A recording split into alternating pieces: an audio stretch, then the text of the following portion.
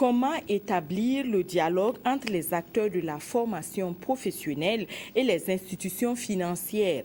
Les résultats des partenariats pourraient être bénéfiques pour les alphabétisés, surtout dans les filières agro-silvopastorales. Le cadre de concertation des ONG actives en éducation de base a réuni les acteurs de 3 pays de la sous-région pour réfléchir sur la question. Adama Koulibaly.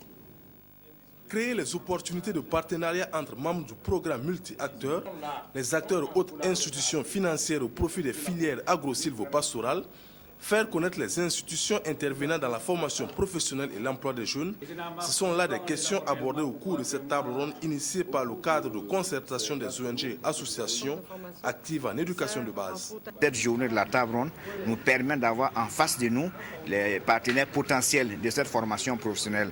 Quand on prend la société civile, les organisations, les appuis au niveau mis par l'État par exemple, comment on peut aller en synergie pour que ceux qui travaillent sur la production, ceux qui travaillent sur la formation, ceux qui travaillent sur la commercialisation, on puisse se mettre ensemble pour pouvoir vraiment voir la question de la lutte contre la pauvreté à travers l'emploi et l'auto-emploi des jeunes. Ce fut surtout un cadre de rencontre et de partage d'expériences entre membres du programme multi-acteurs du Burkina, du Sénégal et du Mali. Le paiement a commencé d'abord par un programme multi-acteurs d'alphabétisation qui a alphabétisé près de 5000 jeunes.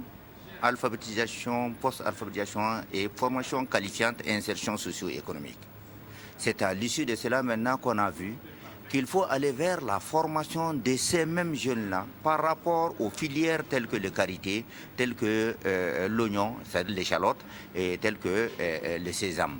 Et au jour d'aujourd'hui, on peut dire que ces jeunes qui sont déjà sur le terrain, qui n'ont pas été à l'école ou qui sont sortis du système éducatif très précocement, sont vraiment capables de conduire des activités sur le terrain, pouvant générer même des ressources leur permettant de faire des emplois, de créer des emplois. Le parrain, le ministre de la Jeunesse, de la Formation professionnelle et de l'Emploi, représenté par son secrétaire général, a traduit tout le soutien et l'encouragement de l'État aux acteurs pour la mise en œuvre des différentes composantes du PMA.